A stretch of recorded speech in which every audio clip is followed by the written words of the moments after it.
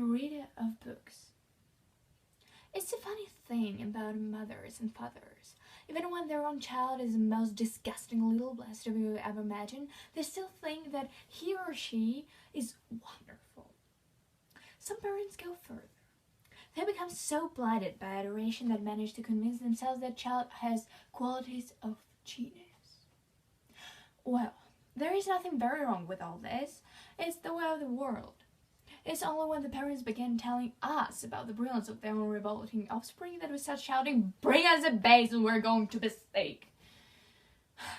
School teachers suffer a good deal from having to listen to this sort of tale from proud parents, but they usually get parent back when it comes to end of term reports. If I were a teacher, I would cook up some real scotches for the children of doubting parents. "Your son Maximilian," I would write, "is a total washout. I hope you have a family business you can push him into when he leaves school, because he sure as heck won't indulge in him anywhere else." Or if I'm feeling lyrical with the day I might write, "It's a curious truth that grasshoppers have their hearing organs in the size of the abdomen. Your daughter Vanessa, judging by what she's learned this term, has no hearing organs at all." I must even dive deeper in natural history and say that periodical cicadas spend 6 years as a grub underground and no more than 6 days as a free creature of sunlight and air. Your son Wilfred has spent 6 years as a grub in the school, and we're still waiting for him to emerge from the chrysalis. A particularly poisonous little girl must sting me into saying, "Fiona has the same glacial beauty as an iceberg, but unlike the iceberg, she has absolutely nothing below the surface." I think I might enjoy writing an end-of-term report to think of in my class. But enough of that. We have to get on. Occasionally, one comes across parents who take the opposite line, who show no interest at all in their children, and these, of course, are far worse than the doting ones. Miss and Mrs. Wormwood were two such parents. They had a son called Michael and a daughter called Matilda, and the parents looked upon Matilda in particular as nothing more than a scab. A scab is something you have to put up with until the time comes when you can pick it off and flick it away. Miss and Mrs. Wormwood looked forward enormously to the time when they could pick the little daughter off and flick her away, preferably into the next county, or even further from that. It is bad enough when parents treat ordinary children as though they're scabs and bunions, but it becomes somehow a lot worse when the child in question is extraordinary.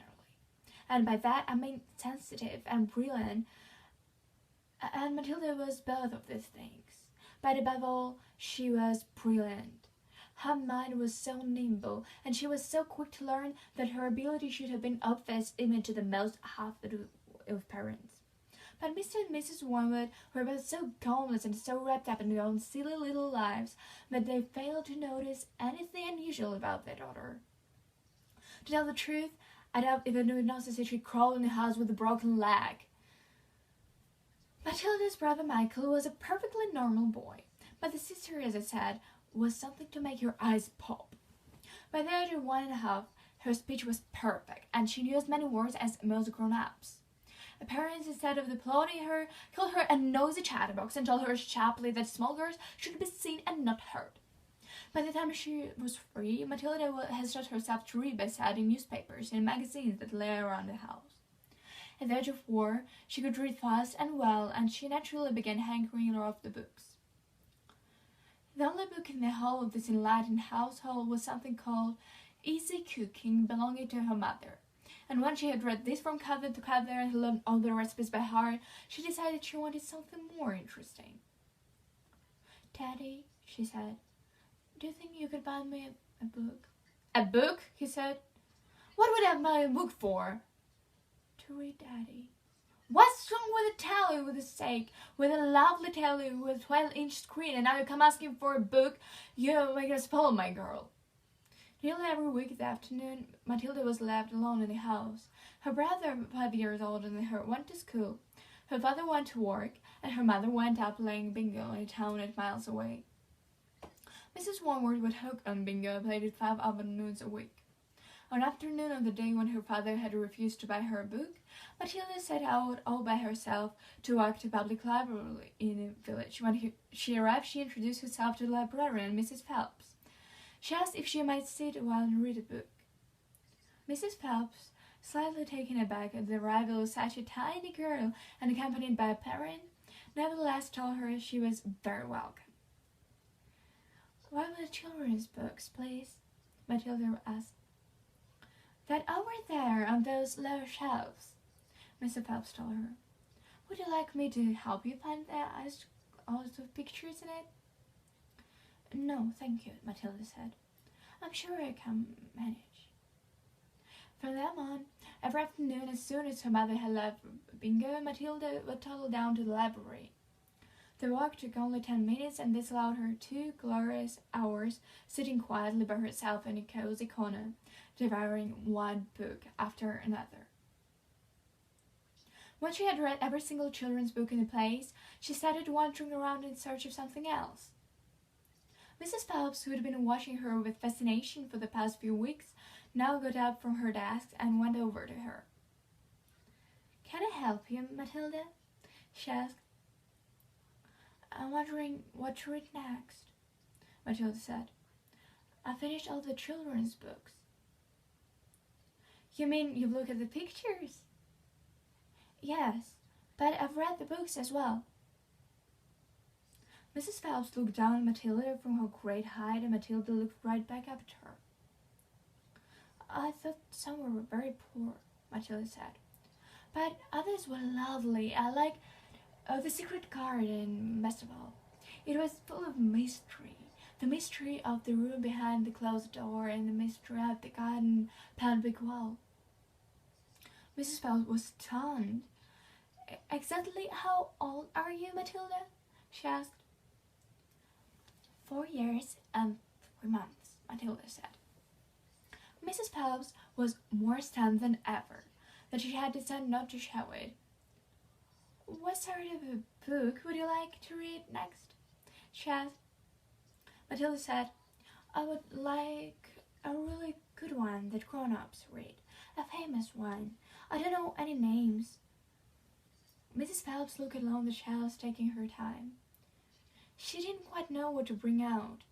How she asked herself that one choose a famous grown-up book for the 4-year-old girl. Her first thought was to pick a young teenager's romance of a kind that's written for 15-year-old schoolgirls. But for some reason she found herself instantly walking past that particular shelf. "Try this," she said at last. "It's very famous and very good. If it's too long for you, just let me know, and I'll find something shorter, a bit easier." Great Expectation, Matilda read, by Charles Dickens. "I'd love to try it." "I must be mad," Mrs. Phelps thought herself. But Matilda said, "Of course you may try it." Over the next few afternoons, Mrs. Phelps could hardly take her eyes from the small girl sitting for hour after hour in a big armchair at the far end of the room with a book on her lap. It was necessary to rest in her lap because it was too heavy for her to hold up, which meant leaning forward in order to read. And a strange sight it was. This tiny, dark-haired person sitting there with her feet nowhere near touching the floor, totally absorbed in the wonderful adventures of Pip, and always with Havisham in her cobweb hat, and by the spell of magic that Dickens' great storyteller had woven with his words. The only movement from the reader was the lifting of the hand every now and then to turn over a page. And Mrs. Phelps always felt sad when the time came for her to cross the floor and said, "It's 10 to 5, Matilda." During the first week of Matilda's visit, Mrs. Phelps had said to her, "Does your mother walk you down here every day and then take you home?" "My mother goes to either every afternoon to play bingo," Matilda had said. "She doesn't know I come here." "But surely not right," Mrs. Phelps said. "I think you'd better ask her." "I'd rather not," Matilda said.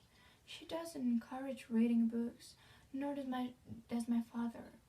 But what do they expect you to do every afternoon in an empty house?"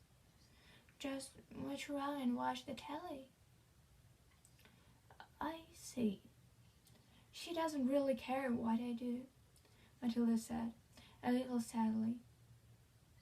Mrs. Phelps was concerned about the child's safety on the walk through the fairly busy High Street and crossing of the road, but she decided not to interfere.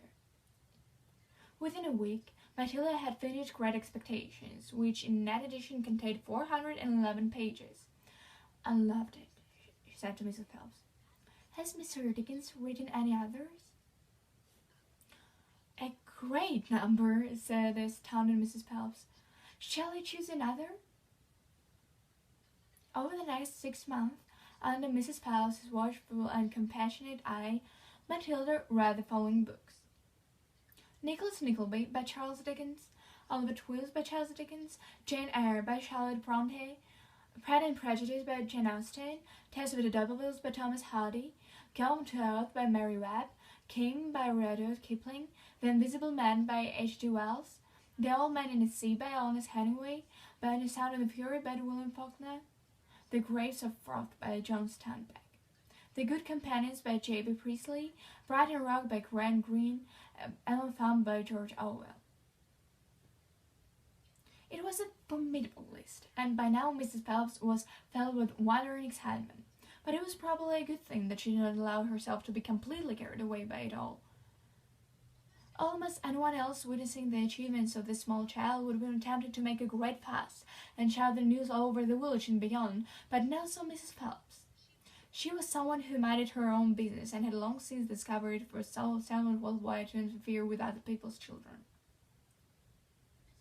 Mr. Hemingway says lots of things I don't understand, Matilda said to her, especially about men and women. But I love it all the same, the way he tells it. I feel I'm right there on the spot watching it all happen. A fine writer will always make you feel that, Mrs. Phelps said. And don't worry about the bit you can't understand. Sit back and allow the words to wash around you like music. I will.